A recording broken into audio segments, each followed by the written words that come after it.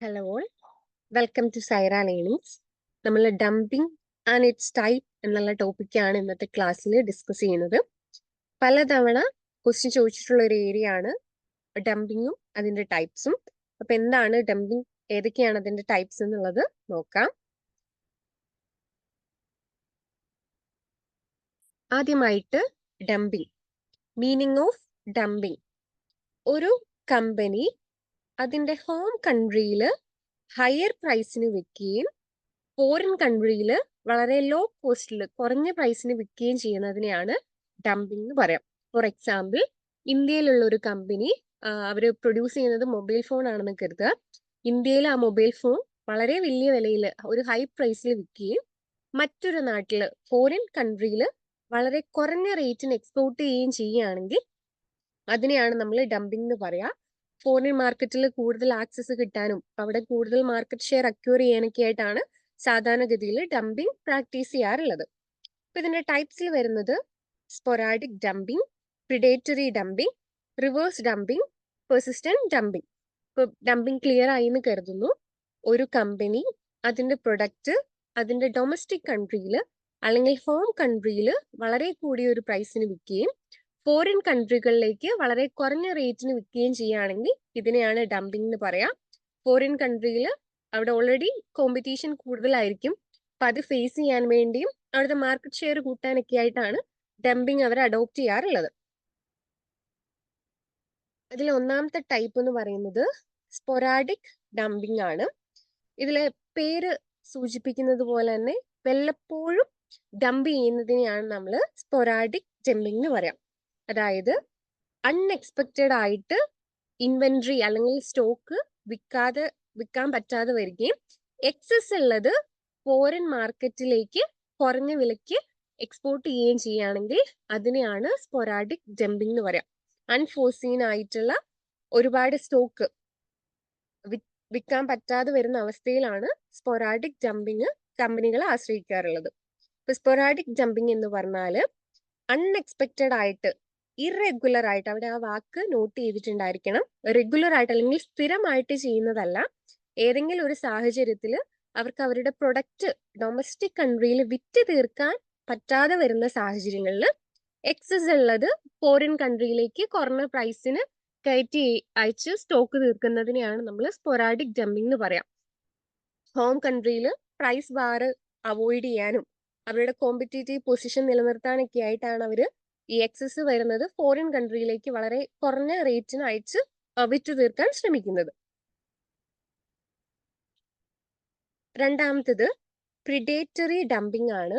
ഇതിന്റെ പേര് സൂചിപ്പിക്കുന്നത് പോലെ പെർമനന്റ് ആയിട്ട്, സ്ഥിരമായിട്ട് ഫോറിൻ മാർക്കറ്റിലേക്ക് വളരെ കുറഞ്ഞ പ്രൈസിൽ, ചിലപ്പോൾ അവരുടെ കോസ്റ്റിനേക്കാൾ നഷ്ടം ഉണ്ടാകുന്ന ഒരു പ്രൈസിൽ വരെ ഫോറിൻ കൺട്രിയിലേക്ക് എക്സ്പോർട്ട് ചെയ്യുന്നതിനെയാണ് പ്രിഡേറ്ററി ഡംപിംഗ് എന്ന് പറയാം.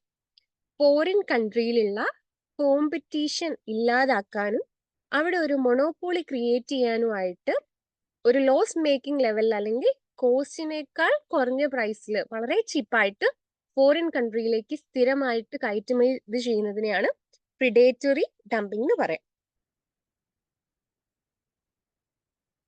മൂന്നാമതായിട്ട് വരുന്നത് പെർസിസ്റ്റന്റ് ഡംപിംഗ് ആണ്. പെർസിസ്റ്റന്റ് എന്നുള്ള വാക്കിന്റെ അർത്ഥം നമുക്കറിയാം, സ്ഥിരമായിട്ട് എന്നുള്ളത് തന്നെയാണ്. ഏതെങ്കിലും ഒരു കമ്പനി സ്ഥിരമായിട്ട് അതിന്റെ പ്രൊഡക്റ്റുകൾ ലോവർ പ്രൈസിന്, വളരെ കുറഞ്ഞ പ്രൈസിന് ഫോറിൻ മാർക്കറ്റിലേക്ക് കയറ്റി അയക്കുന്നതിനെയാണ് പെർസിസ്റ്റന്റ് ഡംപിംഗ് എന്ന് പറയാം. ഫോറിൻ മാർക്കറ്റിൽ വളരെ നല്ലൊരു ഡിമാൻഡ് ഉള്ള സാഹചര്യങ്ങളിലാണ് പെർസിസ്റ്റന്റ് ഡംപിങ്ങിനെ ആശ്രയിക്കാറുള്ളത്. ഒന്ന് കൺക്ലൂഡ് ചെയ്ത് പറയുകയാണെങ്കിൽ, സ്ഥിരമായിട്ട് കുറഞ്ഞ പ്രൈസിന് ഡൊമസ്റ്റിക് കൺട്രിയിൽ കൂടുതൽ പ്രൈസിന് വിൽക്കുകയും ഫോറിൻ കൺട്രിയിൽ കുറഞ്ഞ പ്രൈസിന് സ്ഥിരമായിട്ട്, സ്ഥിരം അല്ലെങ്കിൽ റെഗുലർ എന്നുള്ളതാണ് അവിടുത്തെ കീവേഡ്, റെഗുലർ ആയിട്ട് സെല് ചെയ്യുകയും ചെയ്യുന്നതിനെയാണ് പെർസിസ്റ്റന്റ് ഡംപിംഗ് എന്ന് പറയാം. മൂന്നാമത്തത്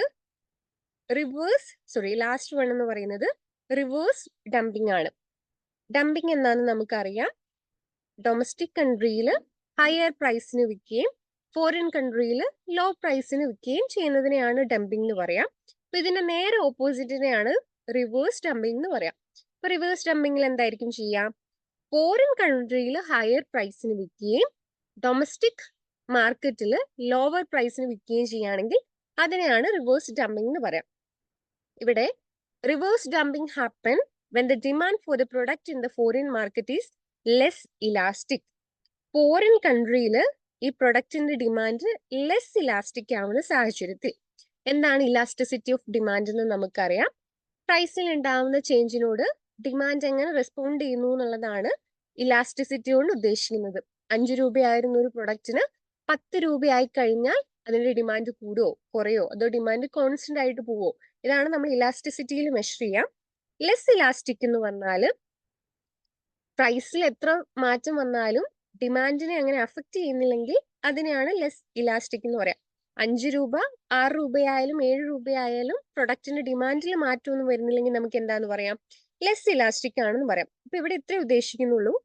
ഫോറിൻ മാർക്കറ്റിൽ ഏത് ഹയർ പ്രൈസിന് വിറ്റാലും അവിടെ വാങ്ങാൻ ആൾക്കാരുണ്ടെങ്കിൽ, ഡിമാൻഡ് ഉണ്ടെങ്കിൽ അഡോപ്റ്റ് ചെയ്യുന്ന ഒരു പ്രാക്ടീസ് ആണ് റിവേഴ്സ് ഡംപിംഗ് എന്ന് പറയുന്നത്. ഫോറിൻ മാർക്കറ്റിൽ ഒരു ഹയർ പ്രൈസിന് വിൽക്കും, അത്രയും ഡിമാൻഡും ഉണ്ട്, പ്രൈസ് ഏത് പ്രൈസിനാണെങ്കിലും ഫോറിൻ മാർക്കറ്റിലുള്ള ആൾക്കാർ വാങ്ങാൻ വില്ലിങ്ങും ആണെങ്കിൽ ഫോറിൻ മാർക്കറ്റിൽ ഹയർ പ്രൈസിന് വിൽക്കുകയും ഡൊമസ്റ്റിക് കൺട്രിയിൽ അല്ലെങ്കിൽ ഡൊമസ്റ്റിക് മാർക്കറ്റിൽ കുറഞ്ഞ പ്രൈസിൽ വിൽക്കുകയും ചെയ്യുന്നതിനെയാണ് റിവേഴ്സ് ഡംപിംഗ് എന്ന് പറയാം.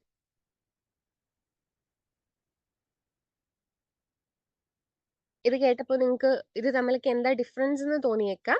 അപ്പൊ ഇതിന്റെ ഡിഫറൻസും കൂടി ഒന്ന് പറഞ്ഞു പോവാം. Difference among sporadic, persistent and predatory dumping. ഇതിൽ സ്പൊറാഡിക് ഡംപിംഗിൽ ഡിഫറൻഷിയേറ്റ് ചെയ്യേണ്ട കാര്യമൊന്നും വരില്ല. വല്ലപ്പോഴും ഇറഗുലർ ആയിട്ട് ടെമ്പററി ആയിട്ട് വരുന്ന എക്സസ് ഗുഡ്സ് ഫോറിൻ കൺട്രിയിൽ വിറ്റ് തീർക്കുന്നതിനെയാണ് നമ്മൾ സ്പൊറാഡിക് ഡംപിംഗ് എന്ന് പറയാം. അത് ടെമ്പററി ആണെന്നുള്ളത് ഓർത്തിരിക്കണം. നമ്മൾ സ്ഥിരമായിട്ട് ചെയ്യുന്നതല്ല. ഇങ്ങനെ എക്സസ് സപ്ലൈ വരുന്ന കേസുകളിൽ, വിൽക്കാതെ കുറെ സ്റ്റോക്ക് കെട്ടിക്കിടക്കുന്ന കേസുകളിൽ മാത്രമേ എന്തിനെ ഡിപ്പെൻഡ് ചെയ്യാറുള്ളൂ? സ്പൊറാഡിക് ഡംപിംഗ് എന്നുള്ള പ്രാക്ടീസ് ഫോളോ ചെയ്യാറുള്ളൂ. നിങ്ങൾക്ക് ഡൗട്ട് വന്നിട്ടുണ്ടാവുക പ്രിഡേറ്ററി ഡംപിങ്ങും പെർസിസ്റ്റന്റ് ഡംപിങ്ങും തമ്മിലുള്ള വ്യത്യാസമാണ്. ഇതിൽ ഇന്റൻഷനെ വെച്ചിട്ടാണ് പറയാം. പ്രിഡേറ്ററി ഡംപിങ്ങും പെർസിസ്റ്റന്റ് ഡംപിങ്ങും പറയുന്നത് സ്ഥിരമായിട്ട് ഫോറിൻ കൺട്രിയിലേക്ക് കുറഞ്ഞ പ്രൈസിന് എക്സ്പോർട്ട് ചെയ്യുക എന്നുള്ളത് തന്നെയാണ്. പെർസിസ്റ്റന്റ് ഡംപിങ്ങിൽ നിന്ന് എന്താണ് പ്രിഡേറ്ററി ഡംപിങ്ങിനെ വ്യത്യാസമാക്കുന്നത്? പ്രിഡേറ്ററി ഡംപിങ്ങിന്റെ ഇന്റൻഷൻ എന്ന് പറയുന്നത് വളരെ ലോ കോസ്റ്റിൽ, ഇനിയിപ്പോൾ അവരുടെ കോസ്റ്റിനേക്കാൾ കുറഞ്ഞ അല്ലെങ്കിൽ അവർക്ക് നഷ്ടം ഉണ്ടാവുന്ന ഒരു പ്രൈസിൽ പോലും ഫോറിൻ കൺട്രിയിലേക്ക് കയറ്റി അയച്ച് അവിടുത്തെ കോമ്പറ്റീഷനെ ഇല്ലാതാക്കുക, മുഴുവനായിട്ട് കോമ്പറ്റീഷൻ ഇല്ലാതാക്കുക എന്നുള്ളതാണ് പ്രിഡേറ്ററി ഡംപിങ് കൊണ്ട് ഉദ്ദേശിക്കുന്നത്. അപ്പം പെർസിസ്റ്റന്റ് ഡംപിങ്ങിനെയും പ്രിഡേറ്ററി ഡംപിങ്ങിനെയും നമ്മൾ വേർതിരിക്കുന്നത് അതിന്റെ ഇന്റൻഷനാണ്. പ്രിഡേറ്ററി ഡംപിങ്ങിൽ കോമ്പറ്റീഷൻ പൂർണ്ണമായിട്ട് ഇല്ലാതാക്കുക, അതിന് വേണമെങ്കിൽ അവരുടെ കോസ്റ്റിനേക്കാൾ കുറഞ്ഞ ഒരു പ്രൈസിന് എക്സ്പോർട്ട് ചെയ്യാൻ തയ്യാറായിരിക്കും. കോമ്പറ്റീഷൻ, ഫോറിൻ കൺട്രിയിലുള്ള കോമ്പറ്റീഷൻ പൂർണ്ണമായിട്ട് ഒഴിവാക്കാനും അവിടെ ഒരു മൊണോപ്പൊളി ക്രിയേറ്റ് ചെയ്യുക എന്നുള്ളതാണ് പ്രിഡേറ്ററി ഡംപിങ്ങിന്റെ ഒബ്ജക്റ്റീവ് എന്ന് പറയാം. പെർസിസ്റ്റന്റ് ഡംപിംഗ് ഇങ്ങനെ ഇതിന്റെ ഒബ്ജക്റ്റീവിനെ കുറിച്ച് പറയുന്നില്ല. റെഗുലർ ആയിട്ട് ഫോറിൻ കൺട്രിയിലേക്ക്, അവിടെ നല്ലൊരു മാർക്കറ്റ് ഉള്ളത് കൊണ്ട് റെഗുലർ ആയിട്ട് എക്സ്പോർട്ട് ചെയ്യുന്നു എന്നുള്ളതാണ്. പ്രിഡേറ്ററി ഡംപിംഗ് എന്ന് പറയുന്നത് വളരെ അഗ്രസീവ് ആയിട്ടുള്ള ഒരു സ്ട്രാറ്റജിയാണ്. ഇതുപോലെ തന്നെ കോമ്പറ്റീഷൻ മുഴുവനായിട്ട് എലിമിനേറ്റ് ചെയ്ത് കഴിഞ്ഞാൽ പ്രിഡേറ്ററി ഡംപിങ്ങിൽ അവരെന്ത് ചെയ്യും? പ്രൈസ് കൂടും. അപ്പൊ ഈ കോമ്പറ്റീഷൻ ഒഴിവാക്കുന്നത് വരെ ഈ കുറഞ്ഞ പ്രൈസിൽ വിൽക്കുള്ളൂ. കോമ്പറ്റീഷൻ അവസാനിച്ചു എന്ന് തോന്നിക്കഴിഞ്ഞാൽ വീണ്ടും പ്രിഡേറ്ററി ഡംപിങ്ങിൽ പ്രൈസ് ഇൻക്രീസ് ചെയ്യും.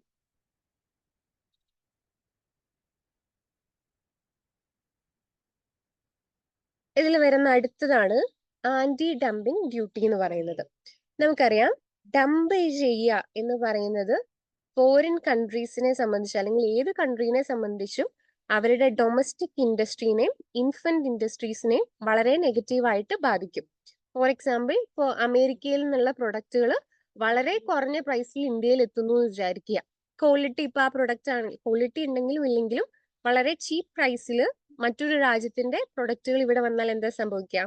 ഇവിടുത്തെ പ്രൊഡക്റ്റുകളുടെ ഡിമാൻഡ് ഇല്ലാതാകുകയും ഓട്ടോമാറ്റിക്കലി ഇവിടുത്തെ ഡൊമസ്റ്റിക് ഇൻഡസ്ട്രികളെയും അതുപോലെ തന്നെ ഇൻഫന്റ് ഇൻഡസ്ട്രികളെയും സ്റ്റാർട്ടിംഗ് സ്റ്റേജിലുള്ള ഇൻഡസ്ട്രികളെയൊക്കെ അത് വളരെ നെഗറ്റീവായിട്ട് ബാധിക്കും.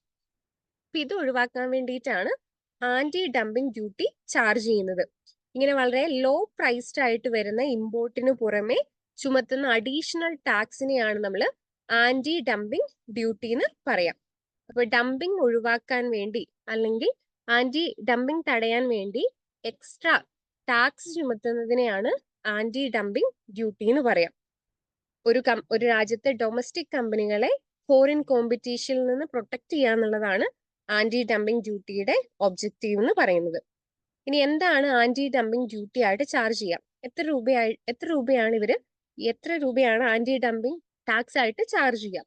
അതിലിവിടെ പറയുന്നത് ഇമ്പോർട്ട് ചെയ്യുന്ന കൺട്രിയുടെ ഫ്രീ ഓൺ ബോർഡ് പ്രൈസും എക്സ്പോർട്ട് ചെയ്യുന്ന കൺട്രിയുടെ മാർക്കറ്റ് വാല്യൂ ഇത് തമ്മിലുള്ള ഡിഫറൻസ് ആയിരിക്കും ആന്റി ഡംപിംഗ് ഡ്യൂട്ടി ആയിട്ട് എടുക്കുക.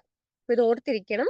ആന്റി ഡംപിംഗ് ഡ്യൂട്ടി ആയിട്ട് ഇവർ ചാർജ് ചെയ്യുന്നത്, ആന്റി ഡംപിംഗ് ഡ്യൂട്ടി എന്ന് പറഞ്ഞാൽ ഡംപിംഗ് തടയാൻ വേണ്ടി ഡൊമസ്റ്റിക് കമ്പനികളെ ഈ ഫോറിൻ കോമ്പറ്റീഷനിൽ നിന്ന് പ്രൊട്ടക്ട് ചെയ്യാൻ വേണ്ടി ഇങ്ങനെ വളരെ ചീപ്പായിട്ട് വരുന്ന ഡംപിംഗ് ആണെന്ന് സംശയിക്കുന്ന ഗുഡ്സിന്റെ മേലിൽ ഈടാക്കുന്ന അഡീഷണൽ ടാക്സിനെയാണ് ആന്റി ഡംപിംഗ് ഡ്യൂട്ടി എന്ന് പറയാം. ആ എമൗണ്ട് എന്ന് പറയുന്നത് ഫിക്സ് ചെയ്യുന്നത് ഇമ്പോർട്ട് ചെയ്യുന്ന കൺട്രിയിലെ ഫ്രീ ഓൺ ബോർഡ് പ്രൈസും എക്സ്പോർട്ട് ചെയ്യുന്ന കൺട്രിയിലെ ഗുഡ്സിന്റെ മാർക്കറ്റ് വാല്യൂവും തമ്മിലുള്ള ഡിഫറൻസ് ആയിരിക്കും ആന്റി ഡംപിംഗ് ഡ്യൂട്ടി ആയിട്ട് ചാർജ് ചെയ്യുക. അടുത്തത്, ഇതിൽ നിന്ന് പല ക്വസ്റ്റ്യൻസ് വന്നിട്ടുണ്ട്. ജസ്റ്റ് ഒരു ക്വസ്റ്റ്യൻ നോക്കി പോവാം. ഇത് 2023 ജൂണിൽ ചോദിച്ചിട്ടുള്ള ഷിഫ്റ്റ് 2ലെ ക്വസ്റ്റ്യൻ ആണ്. In order to protect domestic industries, trade restrictions are often been allowed and justified to counteract which of the following dumping practices? Option 1, persistent dumping. Option B, predatory dumping. Option C, sporadic dumping. Option D, reverse dumping. ഈ താഴെ പറയുന്ന ഈ 4 ഓപ്ഷനിൽ ഏത് dumping തടയാൻ വേണ്ടിയിട്ടാണ് trade restrictions വെക്കാൻ പറ്റുന്നത്, അല്ലെങ്കിൽ ഇതിലേത് ഡംപിംഗ് തടയാൻ ആണ് ട്രേഡ് റെസ്ട്രിക്ഷൻ വെക്കാൻ പറ്റുന്നത്, അത് അലൗഡ് ആയിട്ടുള്ളത് എന്നുള്ളതാണ്. നമുക്ക് വായിക്കുമ്പോൾ ഇതിൽ റിവേഴ്സ് ഡംപിംഗ് ഒഴികെ ബാക്കി 3 ഡംപിങ്ങുകളും ഓരോ രാജ്യത്തെ കമ്പനികളെ നെഗറ്റീവായിട്ട് ബാധിക്കുന്നതാണ്. ഇപ്പം ABC 3 കറക്റ്റ് ആണല്ലോ എന്ന് കരുതും. പക്ഷെ നമുക്ക് ഇതിൽ ഒരെണ്ണം ചൂസ് ചെയ്യാനേ പറ്റുള്ളൂ. ഫോറിൻ കൺട്രിയിലെ കമ്പനികളെ ഏറ്റവും മോശമായിട്ട് ബാധിക്കുന്നത് ഏതാണെന്ന് ചിന്തിക്കാം. സ്പൊറാഡിക് ഡംപിംഗ് ആണോ, പ്രിഡേറ്ററി ഡംപിംഗ് ആണോ, പെർസിസ്റ്റന്റ് ഡംപിംഗ് ആണോ എന്നുള്ളത്. ഇതിന്റെ ആൻസർ എന്ന് പറയുന്നത് പ്രിഡേറ്ററി ഡംപിംഗ് ആണ്. അതിന്റെ കാരണം നമുക്കറിയാം, വളരെ അഗ്രസീവ് ആയിട്ട് ഫോറിൻ കൺട്രിയിലെ കോമ്പറ്റീഷൻ എലിമിനേറ്റ് ചെയ്യാന്നുള്ള ഒബ്ജക്റ്റീവിൽ മാത്രം ചെയ്യുന്നതിനെയാണ് പ്രിഡേറ്ററി ഡംപിംഗ് എന്ന് പറയാം.